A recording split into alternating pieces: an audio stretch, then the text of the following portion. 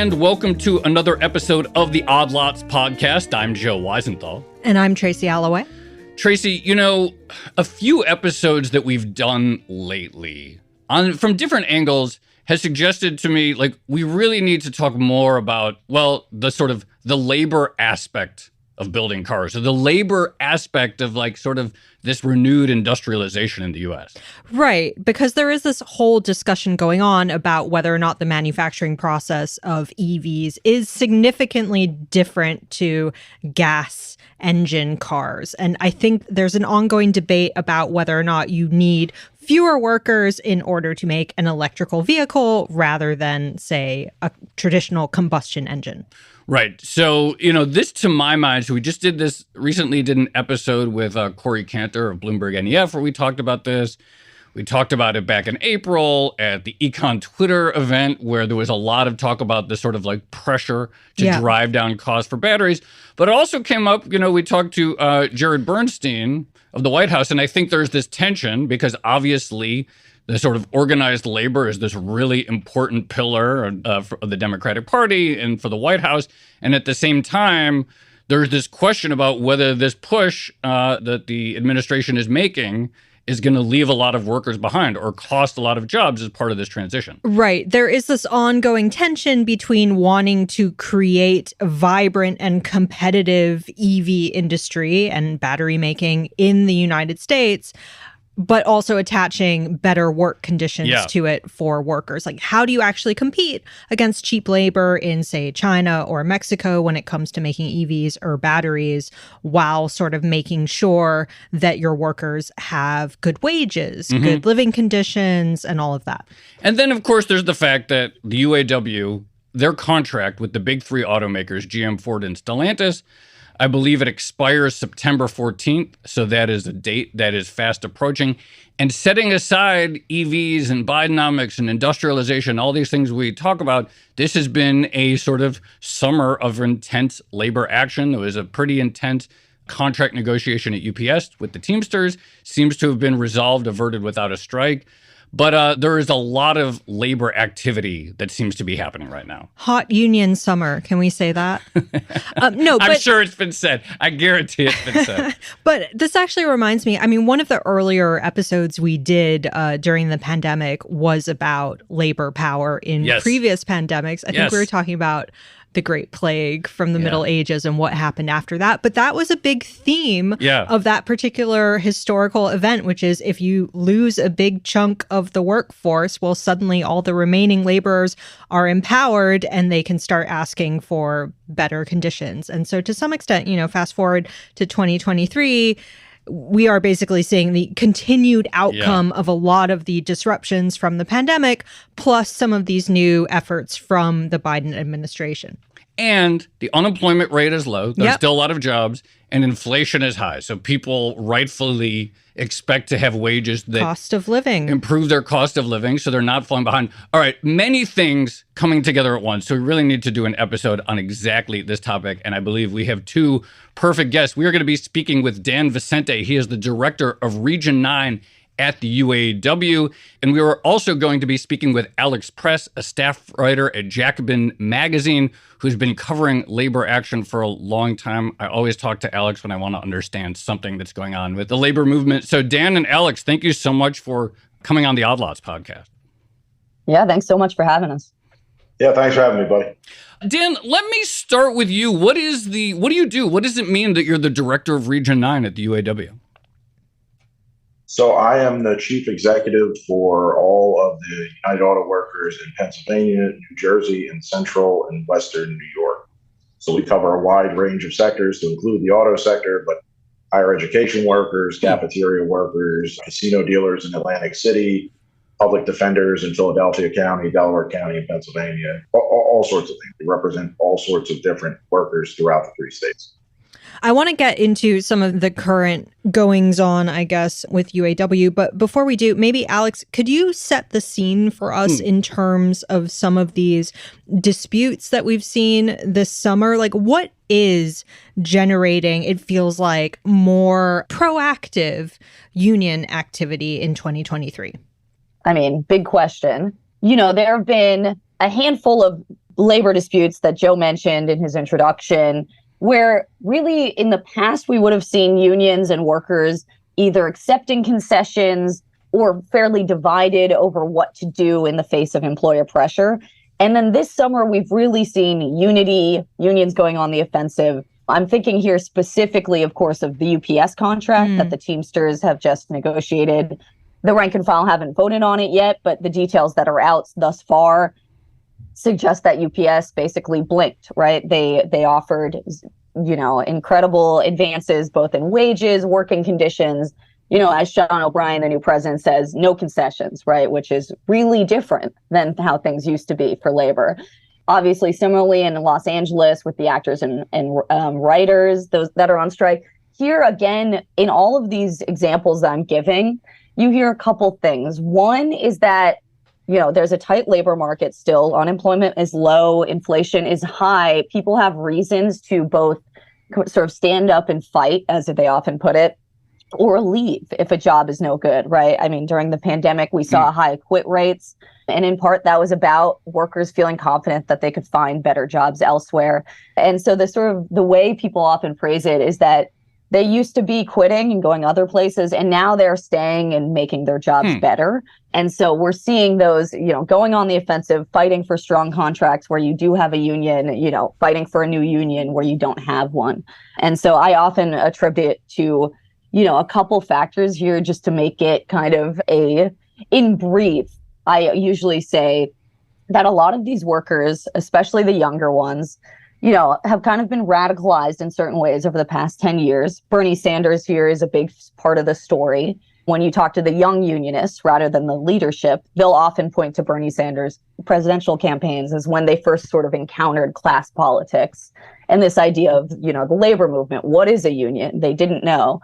And then you get them going through the pandemic, where things are sort of clarified as far as the lines and the risk, the amount of risk that workers face versus their employer.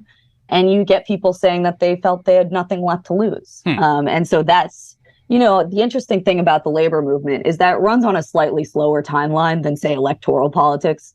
So you kind of have to wait a couple of years to see what's going to happen, right? It's based on contracts. It's based on an extremely slow process of organizing a union. And so I would always tell people, as the Sanders campaign was kind of coming to an end in 2020, just wait a few years and we will see what becomes of this. And I think all of those factors together, you get the picture of what we've seen this summer. Long and variable lags in labor politics. Yeah, very, very well put. So, I mean, as you say, okay, so the Sanders campaign sort of awakened people, maybe radicalized people. Dan, can you talk to us a little bit about how you got in your role? So I believe you were elected in March of this year, the same time that the new UAW president, Shawn Fain, was also elected. And I guess one of the words that, are there parties? Are there tickets? Can you talk a little bit about that process? A word that I keep seeing is more militant is a word that comes up. But can you describe a little bit about how that electoral process worked and what the people, your allies, sort of pitched to as the UAW members? What was your pitch to the members that said, okay, elect me instead of whoever else? So, yeah, we just had an internal election. A lot of the big unions across the country have had recent elections. And we've seen in pretty much all of the unions that there is new leadership being elected to these positions.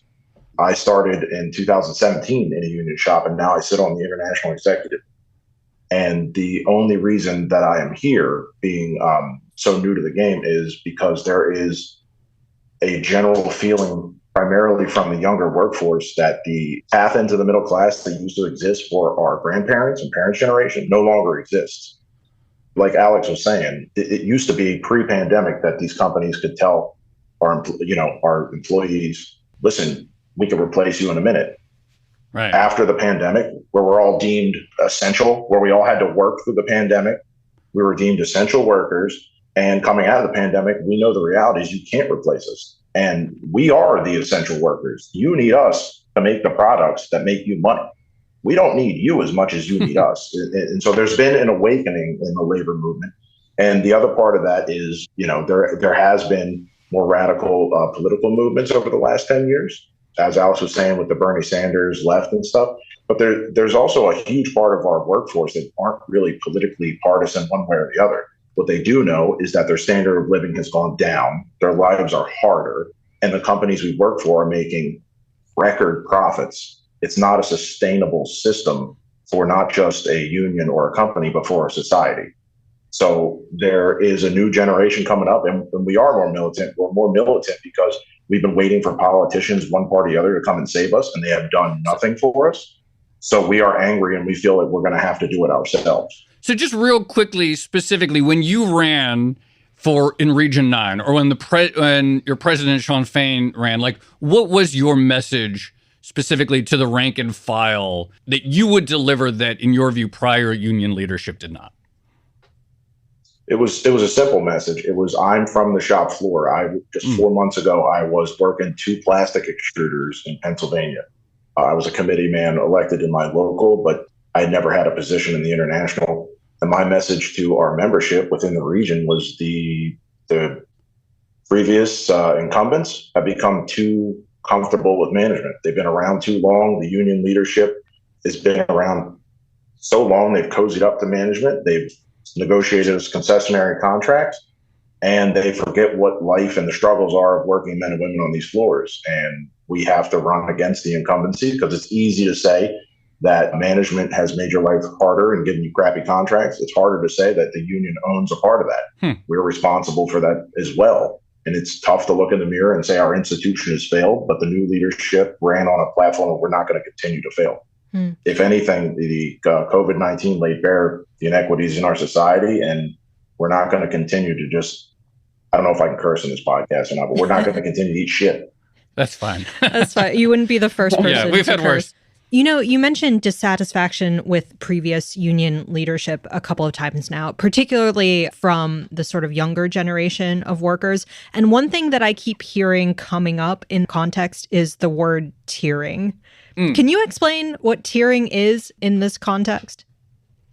Yeah, so tiered wages were introduced in the big 3 auto manufacturing contracts during the recession. They've existed in other unions' contracts for some time, but basically what it is if you're hired past a certain date, whatever that X date is, you could be paid $10, $12, $13, $15 less an hour than the person working right next to you that was hired on Y date.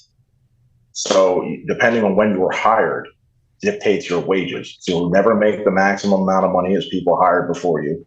You'll never get to the same benefit level as the people before you. And you could be in a tiered progression. You could be what's called an in-progression wage for up to 7 years. What was the rationale for that? I struggle to understand how that would ever really be accepted as fair. But what were people saying? What were the reasons? It was introduced during the recession. So during the recession, we were both forced and willfully took concessions basically to save the big 3, legacy auto manufacturers from not ceasing to exist. They were in such a bad financial position that they could have collapsed entirely. So we understand that the relationship's symbiotic, so we need them and they need us. So we agreed to the concessions, and that's when tiered wages were introduced. That's when cost of living adjustments were suspended. The pensions were frozen, all sorts of things. And as an institution, we were under the assumption that, yes, we have to make these concessions now to save our employers. We get that. But over time, we will build back, over multiple contracts. We'll get back inch by inch what we were giving up to get back to a level of what wages and benefits that we had pre-recession. And it just turns out that in the 15 years since then, they haven't given us a So it was inevitable that we were going to get to this point.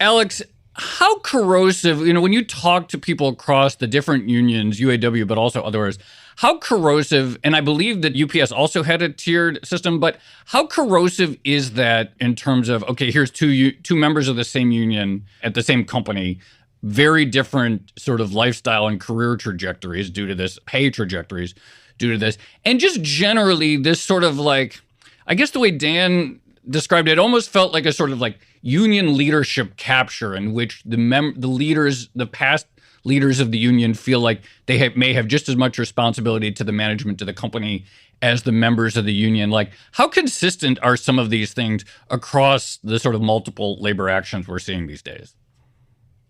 Yeah, I mean, I think you got to it a little bit in your question about tiers as far as the corrosiveness, but it's very easy to imagine, right? Like you are on the assembly line, or say for maybe your listeners, you are at the desk looking at your computer. At the keyboard line, clicking furiously, our quotas of clicks. Okay, keep going. Yeah, sorry. Yes, and your coworkers on either side are doing the same thing, right? Assembly line or office job, whatever.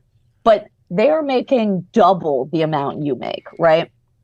I mean, it's very hard not only to make sense of that, but also it's very hard to build any kind of trust and organizing relationship with those coworkers, right? It builds this resentment. It really corrodes a union from the inside out, right? I mean, Dan was speaking to this, that, you know, a union needs the rank and file to actually, one, view the union as something that they can trust and that is them, that they lead, but also as something that is going to, you know, sort of fight for equal pay, fight against sort of arbitrary boss discrimination.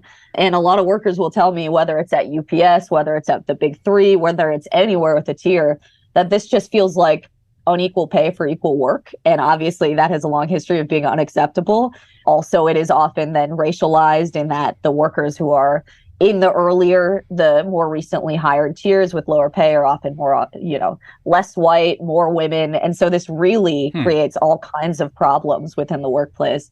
And just one little example here is that, you know, UPS, when the Teamsters, we don't have to go into all the machinations here, but the Teamsters ended up accepting a UPS contract during the last negotiations that's created a new tier of driver called 22-4s. That's the name of the clause in the contract that creates them. Is this the ones driving like in their own cars? Is that right? No, that's entirely different. 22-4s though so they had worse benefits, lower pay, you know, they topped out way lower than the permanent driver, the regular tier.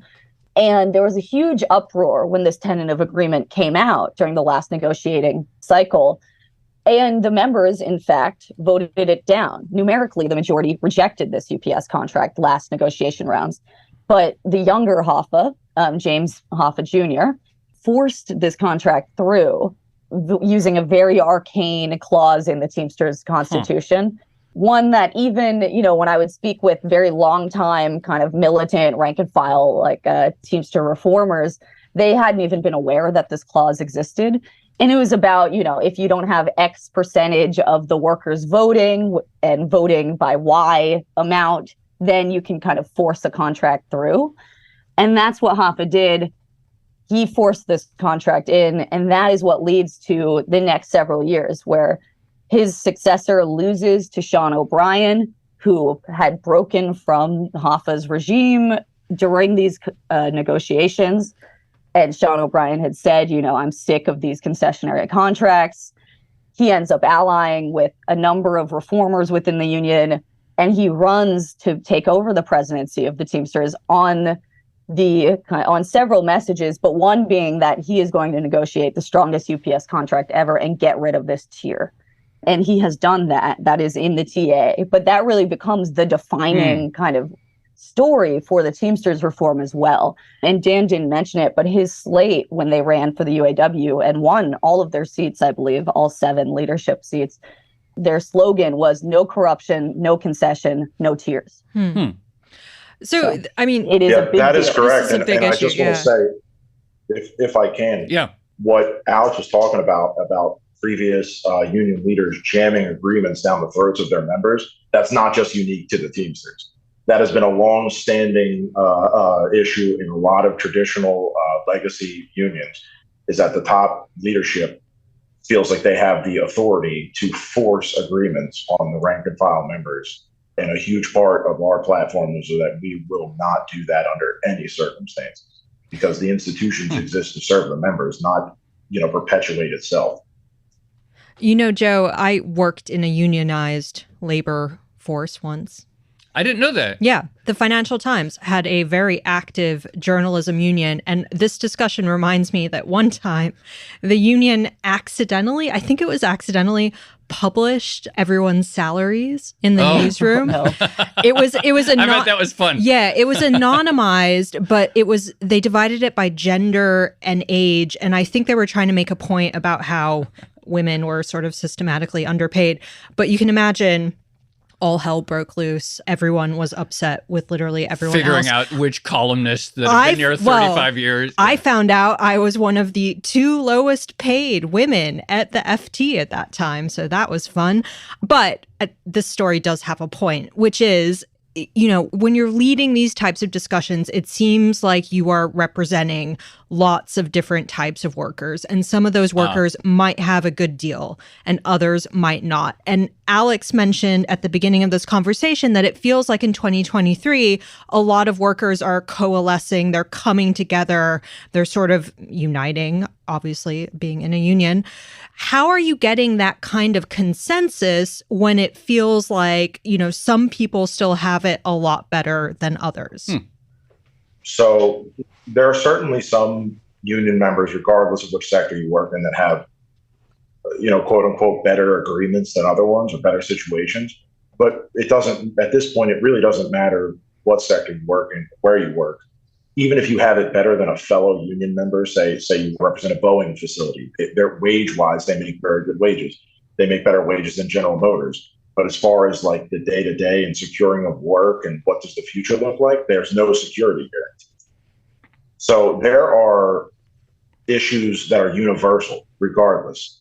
And at this point, particularly since coming out of the pandemic, whether you're making more than a General Motors or a Ford worker at this point is irrelevant, because we're seeing these companies that we work for across every sector making record profits. And yet our standard of living is going down, not going up.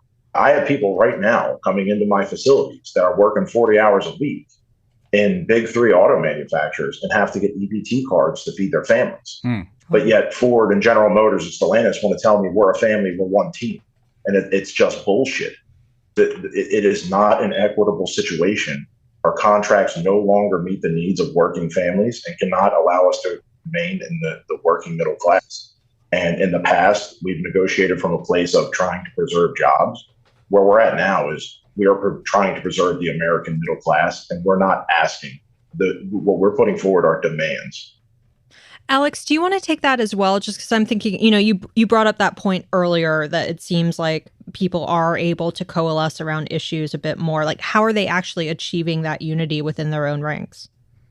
Yeah, I mean, I'll give an example that might feel out of left field, but just to illustrate how sort of cross-sector, cross-industry this moment is. So I was just in Los Angeles reporting on the SAG-AFTRA and WGA strikes. And, I was speaking to a lot of people on the picket lines and, much more visibly than any other unionized workforce, actors and writers have, some of the most successful members that are outliers, right? And then they have the majority of the membership who are not household names, not people we would know. Tom Cruise is a member of SAG-AFTRA, right? And so talk about like some members are doing very well while others aren't. And, the Writers Guild gets around this problem by, for one, they try to involve the sort of leading members, the folks who are doing very well in the negotiation process, And so I thought of this example while Dan was talking, because one of the people I spoke to at length is Mike Schur, who wrote The Good Place. He created, the Parks and Rec. He was a key writer on The Office. This is about as successful of a television showrunner as there is in this country, right? It's rare that a writer is a household name, but a lot of people know who Mike Schur is. And, when I was speaking to him on the picket line, I was asking him, why he had decided to kind of get involved in the fight. Like, he's on the negotiating committee for the Writers Guild of America. He is very actively, present in this strike, even though he's a very successful guy. And, he said that it had been made clear to him that, the studios, much like Dan said of Big Three, these are massive corporations that have quite a bit of money, if not sort of the level of profit that their investors want, that they aren't sharing it with the younger members, the people who are far less successful than Mike. And he told me, I wouldn't have the career at all that I have now if the system that exists now were the system that existed when I started. And he went through the exact kind of process, which, might seem absurd compared to talking about auto workers, but, writers are a production line like anyone else. And he talked about how when he started on The Office, the creator, Greg Daniels, had walked him through how to do the job, how to write long form television, how to get to know the different types of work done on set, how to understand rewriting scripts versus throwing them out, all of these very technical job details like any other job. And they did that because they had the sort of budget and the time and the income for that sort of kind of mentorship and cross-generational kind of learning and teaching of the work. And he says, now that can't happen with these younger writers. They aren't brought on set. They are contingent. Their contracts are shorter. Issues that when you get down to the bare bones sound like I could be talking about auto workers or UPS workers. And so it's really interesting that, I hear when you sort of abstract away the detail, it is similar fights across every industry. And I actually remember saying to Mike Schur on the picket line, I was telling him about this strike in Erie, Pennsylvania that I'd been at. These WABTech workers are on strike, members of UE, and they were having issues with a tier. And they had these younger workers who were so broke that, similarly to what Dan said, they can qualify for EBT, even though they have, union jobs at a heavy manufacturing plant that is extremely profitable. And Mike, was laughing on the picket line. He's like, wow, it really is the same everywhere, huh?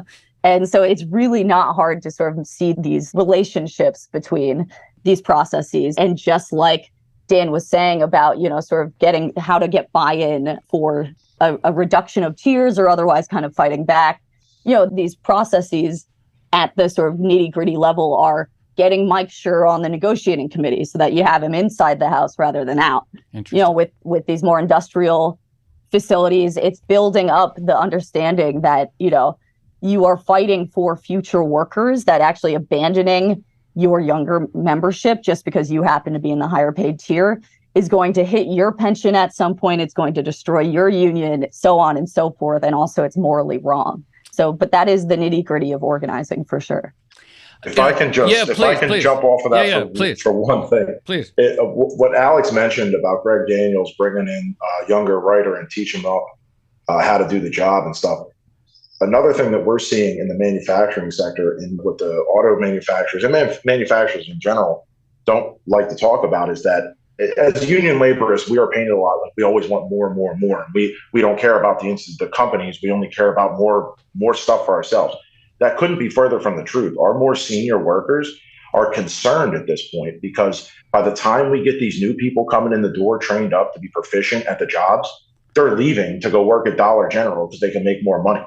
They're leaving to go work at Walmart because they can make more money in air conditioning, which is not as physically demanding on your body.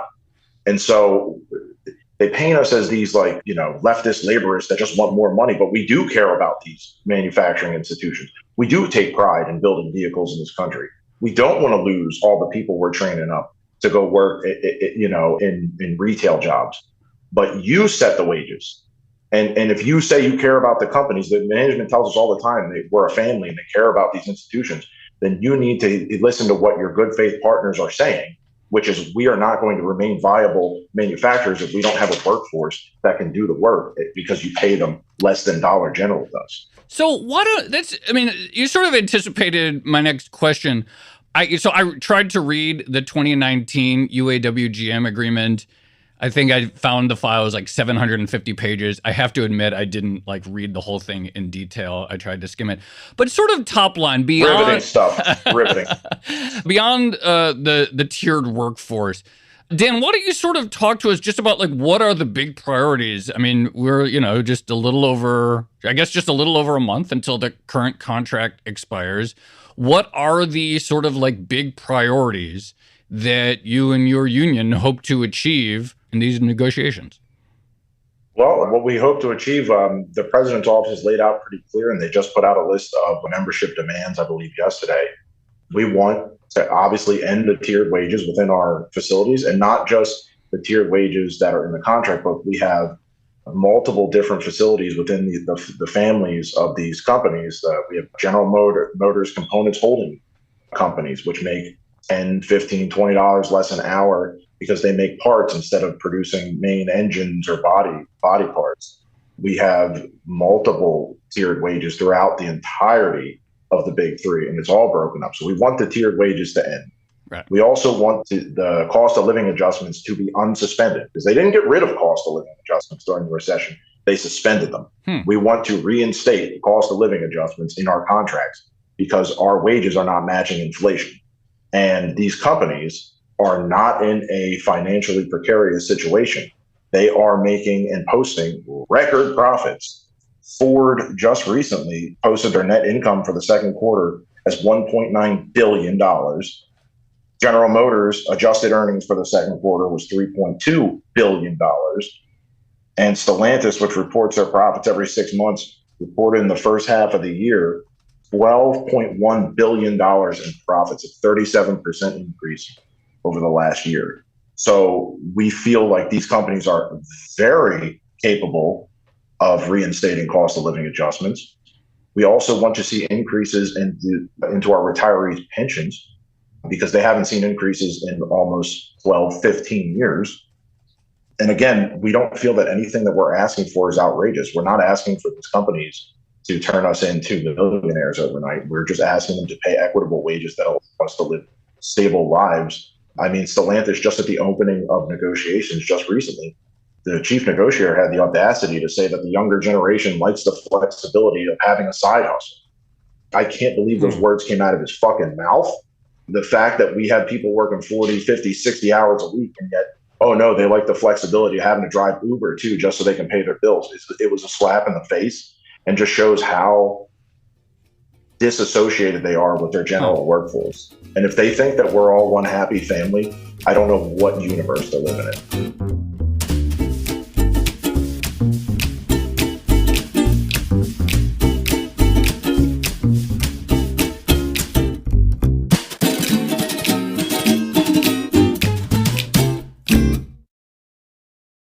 Dan, can I ask you about the EV concerns specifically? And this is something we alluded to in the intro. There does seem to be a controversy brewing over what type of labor is needed or desired to produce electric vehicles versus traditional cars. Can you walk us through that issue, how you see it?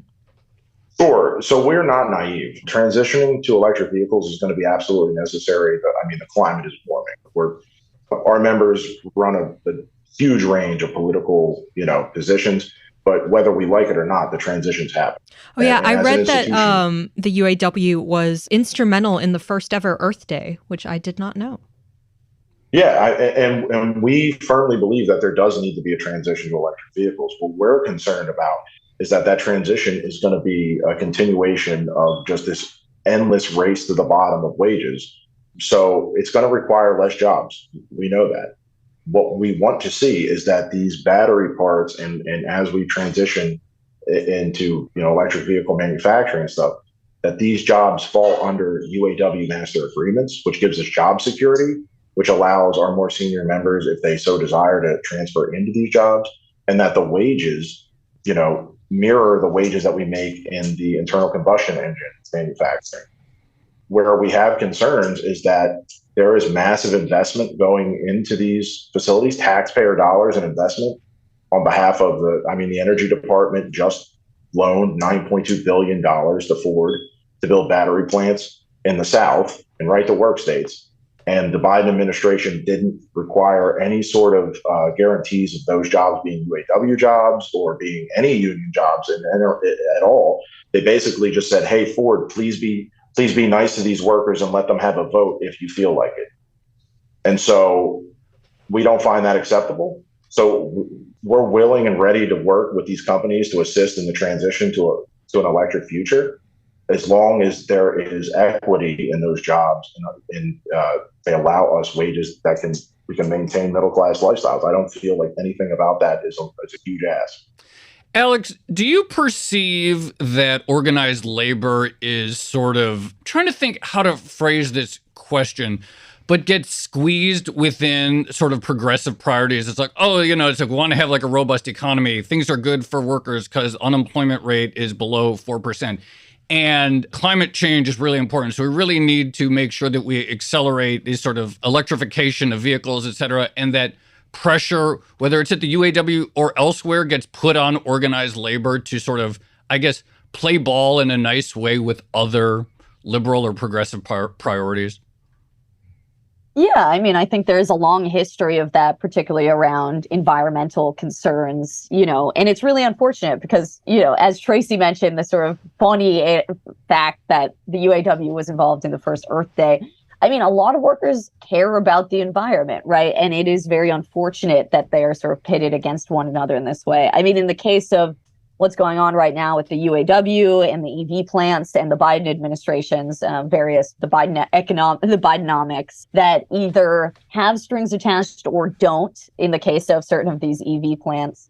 I think there's a lot of pressure on the UAW to not be seen as someone who is holding up, climate transition policies, that the environmental movement has been sort of advocating for a long time. There's this sense that, they're just one constituency, but they're a small one compared to, the entire country, which needs, this transition to EVs. But that's really not how to think of it, right? I mean, these workers, I've always said that if you want a just transition and a Green New Deal, they're going to be the key people that you actually need to shift over there, because they're the ones who are going to be building the machinery. I mean, often they end up being the ones that are on the front lines with whistleblowing about polluting vehicles or otherwise sort of, environmental concerns. I mentioned the Erie plant that I was at recently. Those workers want to build green locomotives. They know the technology is there. The people along the assembly line are sick of breathing in the pollution from polluting locomotives. They're the ones that kind of have the leverage and the knowledge to talk about how to transition. But when labor is sort of treated in this way as like, they're sort of junior partners to the environmental movement, or sort of people who don't really understand the bigger kind of scientific necessities of this transition, I think you're going to find exactly what you're finding here, which is that these are working class people who are not going to put up with the sort of reduction for their wages, which these companies are very much using the EV transition to achieve. And it's never going to be a realistic transition. I mean, because when we talk about power for the left, it is institutions like the one Dan is in the leadership of who actually have the kind of organizational capacity to push for their demands and get things done. And I think a lot of people in the climate movement might be surprised to see what that looks like come September. To me, I think it's really tragic that it kind of gets set up in this way, that people might look at the UAW's, for example, its hesitation to endorse Biden and say that they're being, sort of unrealistic or difficult, or does that mean they're endorsing someone on the right? They're just looking out for working class people. And I think they, if anyone is going to push for a stronger kind of attachment to any of Biden's sort of, whether it's the IRA or any other programs that are loaning, almost unlimited capital in the form of tax credits to these people building these plants. We want someone like the UAW to put that pressure on. How else will we get stronger packages? So that's my view on these things. I couldn't agree more. And about what Alex just said, my membership, the vast majority of us are not partisan ideologues. What we absolutely are tired of, though, is of politicians paying us simply lip service. I am tired to death of hearing how the Biden administration is the most pro-labor, is my best friend. I'm tired of hearing it, because when you give out billions of dollars of taxpayer investments with no guarantees of those jobs falling under our master agreements, which would make those our jobs, that doesn't feel like you're my friend, Biden. It doesn't make me feel like you're my buddy, Joe. Okay. And so we have not endorsed the president yet. And I think it's the best move that our international president, Sean Fain, could make. I am willing to talk to anyone running. I want to talk to Cornel West. I want to talk to Chris Christie.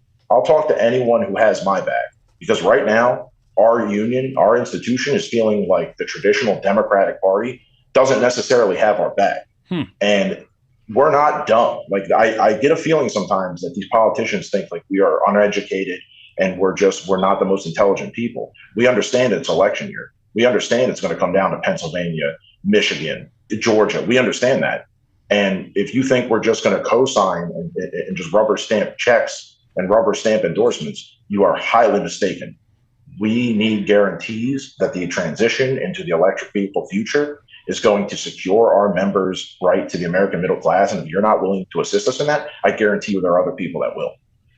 I just have one more question, which is, if the Biden administration says they want EVs to be a thing that are produced in the United States, and if car makers want to be competitive on this new technology, if they say, you know what, we're competing against other manufacturers in Mexico or in China, and so we need to cut costs, we need to be competitive. Like, how do they achieve that while working with the union? What's the optimal outcome here from your perspective? And do you see evidence that some of the car companies are sort of, I guess, playing the worker off against each other and different jurisdictions? Yes. Yes, I do. I have Ford manufacturers from the subcontinent of India reaching out to me through social media. They're under attack by Ford in those countries. These companies are constantly telling us, oh, well, we have to remain viable options for manufacturing. We have to remain flexible in the marketplace. As I said earlier, the massive record-breaking profits that you are recording, primarily made in the North American plants, mind you. We're not saying that you have to hurt your investors. We're not saying that you can't still return a profit. We're saying that you have to share the wealth. I would like to point out that Jim Farley, the CEO of Ford, for last year in 22 made $20,996,146. Okay, but where the problem? Mary Barra, the CEO of General Motors, made $29 million in 2021, but yet our wages and healthcare is what's holding the companies back. And Mr. Carlos Tavares, the free man himself, made a freaking $24.8 million in 2022. Yet we, the workforce, need to remain flexible and viable. We're not going to continue to listen to this narrative that, oh, well, we have to compete in these unfair marketplaces and stuff, then lobby our politicians to have stronger laws that don't allow these foreign companies to undercut you. It's not going to be on the backs of our employees. I just want to underline that. I mean, those numbers that Dan was throwing out about the CEO pay, just to be clear here, as far as viability and how the big three and their partners in these joint ventures are paying Dan's members. There's one battery plant that opened in Warren, Ohio, between GM and a Korean battery maker, LG. They voted to join the UAW almost unanimously in December of last year. So as far as I know, the union hasn't negotiated a first contract, but the workers there had a starting pay of $16.50, and they top out to $20 an hour after 7 years. I mean, again, with the inflation we have, 7 years, and then you'll get $20 an hour. So I just want to explain here, underline with that example, just how bad these jobs are, right? I mean, it is not realistic to expect an institution like the UAW, looking out for its members, people like Dan, to say that this is okay as kind of a means of undercutting the very hard-won standards that the UAW got in auto, which set the standard, set the pace for the, manufacturing jobs across the United States when, in the last century. They see this as, the transition is a great way for these companies to undo those standards. And I think it's hard to argue with that. Dan, real quick, what's whipsawing? And I know this has existed before some of the EV tension, but talk about that and talk about this, as it relates to sort of playing workers off of each other. Sure. So whipsawing is a term that we use in manufacturing, in which companies and conglomerates, they force local unions or manufacturing plants to basically undercut and bargain against other manufacturing plants throughout the United States for investments, right? So if General Motors is putting in a new generation engine, they'll go to the different engine plants and say to one, hey, the plant down in, I don't know, South Carolina is willing to give us this in wages. What are you willing to give us? If you're not willing to give us a better deal, then that investment in work is going to go down to South Carolina and not into New York State. So they pit us against one another to battle for investments. They do that from state to state, but they also do that across international boundaries. They try to get us to battle our Canadian counterparts in Unifor and the auto manufacturing plants in Canada, and against the Mexican auto workers unions. They try to make us battle each other for a race to the bottom onto the lowest wages and worst benefits. It's gone on forever. Dan and Alex, thank you so much. I really appreciate both your perspectives. I learned a lot. Very helpful context in this sort of final month or so of negotiations, perhaps. So appreciate both of you taking the time and coming on Odd Lots. Yeah, thanks for having us. Yeah, thanks for having us on. Yeah, that was great. Thanks you both so much. Yeah, that was really interesting. Yep, thank you.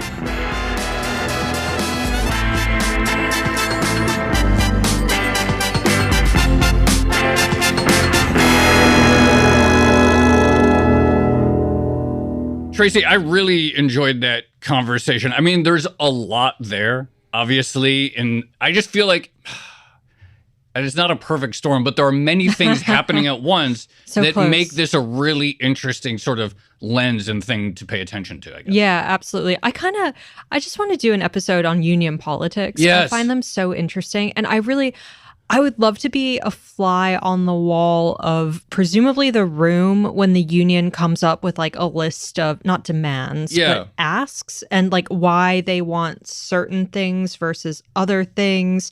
And is there a whole bunch of like game theory involved? Do you shoot high and expect to negotiate down a little bit, or do you hold the line against the big three? There's so many different angles to pick out. Also, lots of new terminology like whipsawing. Yeah, I feel like that was a totally new one for me. I did not realize the degree to which plants were sort of played off of each other in that way is really interesting. I also thought some of Dan's points were really interesting about labor retention, and especially like the last 3 years, particularly, which a bunch of companies suddenly woke up to the fact that an endless stream of workers is not a guaranteed like birthright of any company, right? Like suddenly companies realized they had to fight for labor.